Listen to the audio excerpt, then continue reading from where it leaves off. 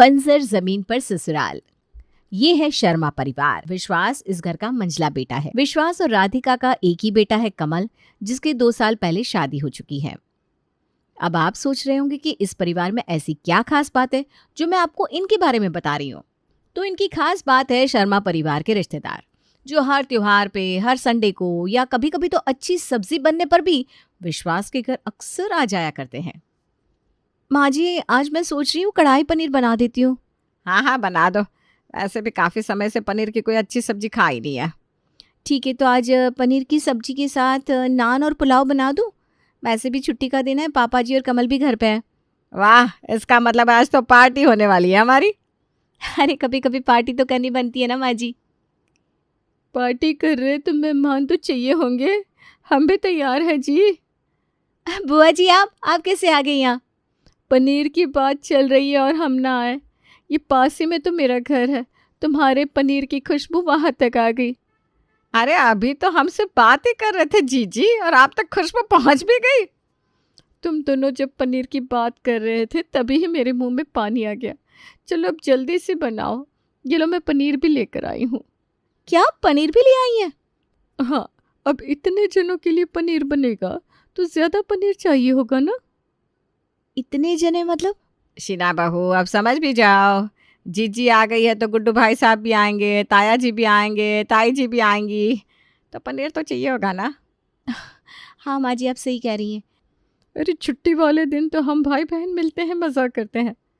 हाँ हाँ, अब छुट्टी हो तो मिलते हैं, त्योहार हो तो मिलते हैं, किसी का जन्मदिन हो तो मिलते हैं, किसी के घर कुछ नया बना है पकवान तो भी तो मिलते हैं। हम कहाँ रोज़ रोज़ मिलते हैं, है ना शीना? जी माँ जी, सही कहा आपने। हमारे घर कहाँ रोज रोज रिश्तेदार आते हैं। हाँ, मुझे भी यही लगा कि हम सबको जल्दी जल्दी मिलना चाहिए, कहीं दूरी ना आ जाए हम सब में। एक काम करिए, यहीं रह जाइए जीजी, अपने घर जाने की ज़रूरत क्या है आपको? कुछ कहा क्या तुमने राधिका? अरे नहीं नहीं, मैं तो कह रही थी चलो शीना बहू पनीर सब्जी बनाते हैं, पर पुलाव भी तो बनाना है। हाँ हाँ, चलो सब साथ में बनाते हैं, सब लोग आते ही होंगे। शर्मा परिवार ये हर दूसरे दिन की कहानी थी, क्योंकि शर्मा परिवार में कुछ ज्यादा ही प्यार था। इसलिए प्राइवेसी क्या होती है ये उन लोगों को पता ही नहीं था। कल हमारी शादी की सालगिरह है। मैं सोच रही थी हम दोनों कहीं बाहर चलते हैं, कैंडल लाइट डिनर करेंगे। चले क्या? सही कह रही हो तुम। वैसे भी इतने वक्त से हम कहीं अकेले गए ही नहीं, इसी बहाने कुछ वक्त एक दूसरे के साथ भी बिता लेंगे। मैंने माँ जी से भी कह दिया है कि हम कल बाहर जाएंगे। चलो अच्छा किया तुमने। कल हम दोनों फिर से पहले के दिनों की तरह अकेले बाहर घूमेंगे, खाएंगे, फोटोज खिंचाएंगे, एंजॉय करेंगे।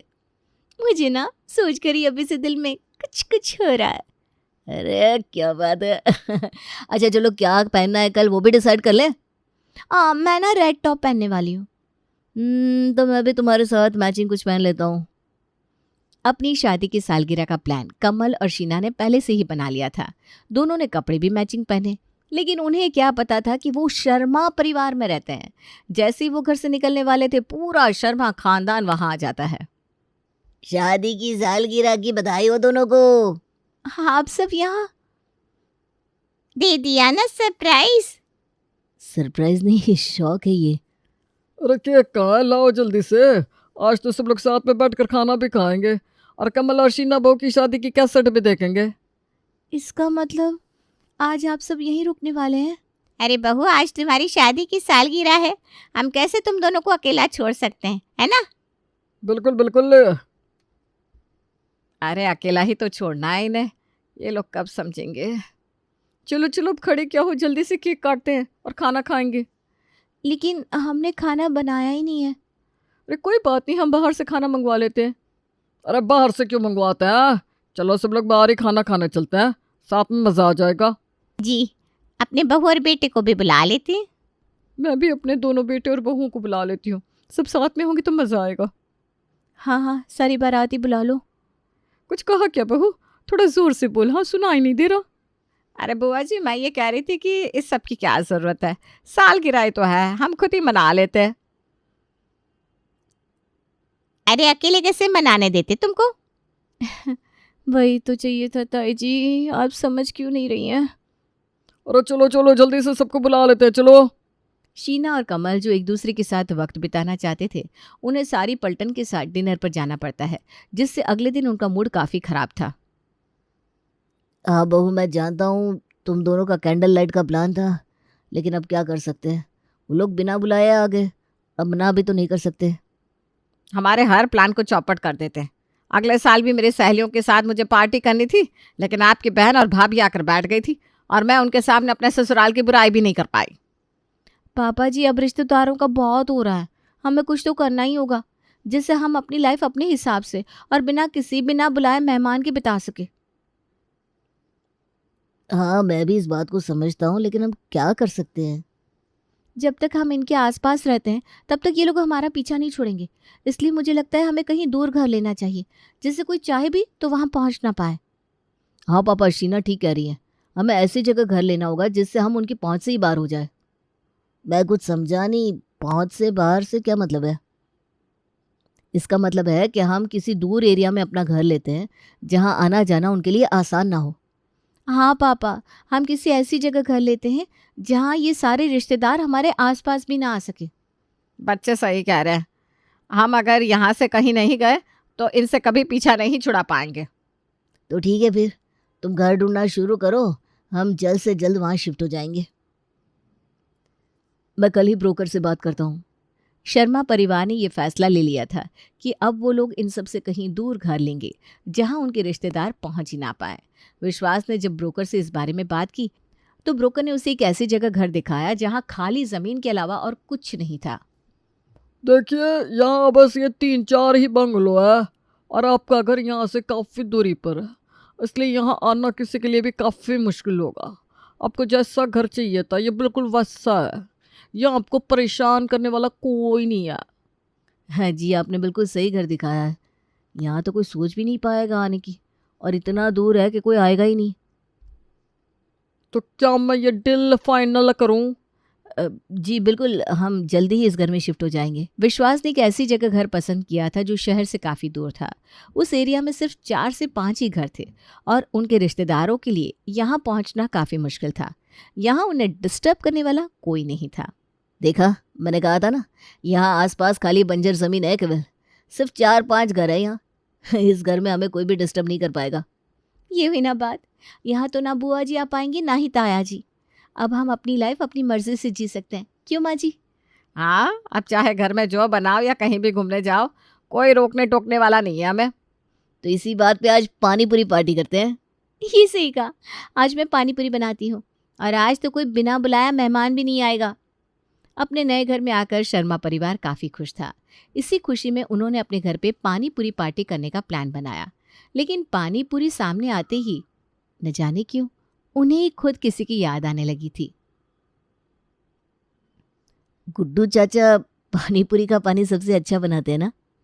हाँ, पता नहीं वो पानी में क्या डालते हैं जो पानी पूरी का पानी इतना खट्टा मीठा बनता है। अरे ये भी पानी अच्छा ही बना है। चलो आज हम ही खाने वाले हैं पानी पूरी, जिसको जितनी खानी है उतनी खाओ। ऐसे तो कुछ बचता ही नहीं है हमारे लिए। हाँ, सारे लोगों में गोलगप्पों के लिए लड़ाइयाँ जो होने लगती है। आज तो सब लोग जमकर खाएंगे पानी पूरी। बिल्कुल। सब लोग काफ़ी खुश थे और एंजॉय भी कर रहे थे अपनी आज़ादी को। लेकिन हर किसी के मन में न जाने क्यों एक कसक सी हो रही थी जो हर कोई एक दूसरे से छुपाने में लगा था। कमल आ जाओ, चेस खेलते हैं। पापा, मुझे ऑफिस का ज़रूरी काम है, आप ताया जी के साथ खेल लीजिए ना। उनकी और आपकी तो जुगलबंदी काफ़ी अच्छी है। ताया जी? अब सॉरी, मैं भूल गया, हम तो यहाँ आ गए अब। हाँ, लेकिन ये बात भी सही है कि तुम्हारे ताया जी और मेरी जोड़ी काफ़ी अच्छी है। हम दोनों एक दूसरे को बराबर की टक्कर देते हैं। आप उन्हें मिस कर रहे हैं क्या पापा? अरे नहीं नहीं, मैं तो उल्टा खुश हूँ कि अब वो रोज़ रोज़ चेस खेलने नहीं आ जाते, वरना मेरा भी काम रुक जाता था इस चक्कर में। तुम जाओ बेटा, अपना काम करो, मैं ठीक हूँ। यहाँ देखता हूँ आसपास में मेरे साथ कोई चेस खेलने के लिए तैयार हो जाए तो। पापा, यहाँ आसपास तो बस बंजर ज़मीन है, यहाँ शायद ही आपको कोई मिलेगा। अरे कोई बात नहीं, हम यही तो चाहते थे ना, शांति। जी पापा। शर्मा परिवार के घर में अब शांति ही शांति थी। ना कोई बिना बुलाया मेहमान वहाँ आता था, ना ही किसी के साथ कोई खाना शेयर करना पड़ता था। घर में 4 लोग थे जिनके लिए जो अच्छा लगता वो बन जाता। लेकिन फिर भी न जाने क्यों इन्हें कोई कमी खल रही थी। शीना, आज क्या बना रही हो बेटा? माँ जी, अब जो कहे बना देती हूँ। आज मुझे ना एसिडिटी जैसा लग रहा है, तो आज कुछ हल्का सा ही बना दे। माँ जी, बुआ जी ने जो सिखाई थी ना, वो रेसिपी कढ़ी चावल बना दूँ? हाँ, मुझे जब भी एसिडिटी होती थी तब जीजी वो दही वाली कढ़ी बना कर लाती थी, और इतना स्वाद बनाती थी कि इंसान हाथ ही चाटता रह जाता था। और आपको याद है, एक बार मैंने सारा दूध खराब कर दिया था। हम तो उसे फेंकने ही वाले थे, लेकिन बुआ जी ने कैसे उसमें से पनीर बना दिया, और वो इतना अच्छा बना कि सब लोगों ने पनीर की सब्जी को उंगलियां चाट चाट कर खाया था। हाँ, ताई जी भी कहाँ कुछ कम थी। उनके मसालों की खुशबू इतनी अच्छी होती थी कि इंसान कितना भी दूर क्यों ना हो, लेकिन उससे सूंघ कर हमारे घर पहुंच जाता था। वो बात तो है, उनके कुटे हुए मसालों के बिना तो सब्जी में स्वाद ही नहीं आता। लेकिन अब यहाँ बंजर ज़मीन में कौन ही मसाले सूंघने वाला है माँ जी? ये बात भी सही है, यहाँ तो हम आज़ाद हैं, आसपास कोई कौवा भी नहीं है। इतनी शांति कहाँ होती है भाई? हाँ, हम भी यही चाहते थे। हाँ, शायद हम यही चाहते थे कि हम बंजर ज़मीन पर हो, जहाँ कोई हमें डिस्टर्ब ना कर सके। शर्मा परिवार को बंजर ज़मीन वाले घर में आए कुछ महीने हो चुके थे, और यहाँ अभी तक कोई नहीं आया था, क्योंकि यहाँ आने के रास्ते शहर से काफ़ी दूर थे, जिस वजह से कोई यहाँ आसानी से पहुँच नहीं पाता था। अरे आज तो मेरा जन्मदिन है, आज तो सब लोग आएंगे। हाँ, ऐसा कोई जन्मदिन नहीं रहा आज तक जब आपका परिवार का कोई आया ना हो। मैंने तो सबकी पसंद के छोले कुलचे भी बना दिए हैं, और मैंने सबकी पसंद का हलवा बनाया है। अरे देखो, तुम्हारे ताया जी का फ़ोन भी आ गया। विश्वास फ़ोन उठाता है, और उसे पता लगता है कि आज कोई भी उसके जन्मदिन पर यहाँ नहीं आने वाला, क्योंकि ये घर बहुत ही दूर था और सबको आने जाने में काफ़ी समय लग रहा था। इसलिए सबने उसे फ़ोन पर ही बधाई दी। बुआ जी का फ़ोन आया था कि वो लोग भी यहाँ नहीं आ पाएंगे क्योंकि हम लोगों ने बंजर ज़मीन पर घर ले लिया है ना? ऐसा नहीं है। ऐसा ही है कमल, हम ही लोग चाहते थे कि हमें कोई डिस्टर्ब ना करे। लो, अब कोई नहीं आएगा यहाँ। हम लोग कहते रहते थे कि हमें रिश्तेदारों से दूर जाना है, वो लोग हमें कुछ सेलिब्रेट करने नहीं देते, वो लोग हमें परेशान कर देते हैं, इससे अच्छा हम अकेले में सब कुछ मनाएं। लो, अब सब कुछ सच हो रहा है।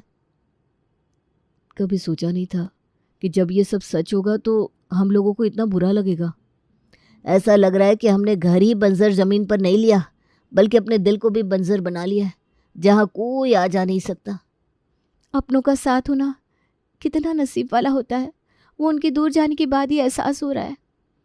बंजर ज़मीन पर ससुराल तो बना दिया, लेकिन बंजर रिश्तों को नहीं संभाल पा रहे हम। अब हमें अपनों के रिश्तेदारों की कमी हो रही है। शर्मा परिवार को समझ में आया कि बंजर ज़मीन पर सिर्फ ससुराल ही नहीं बना था, लेकिन उनके खुद के रिश्ते भी बंजर होते जा रहे थे, जिसका एहसास उनके मन को कचोट रहा था। इससे पहले कि वो समझ पाते, अचानक दरवाजे की घंटी बजने लगती है।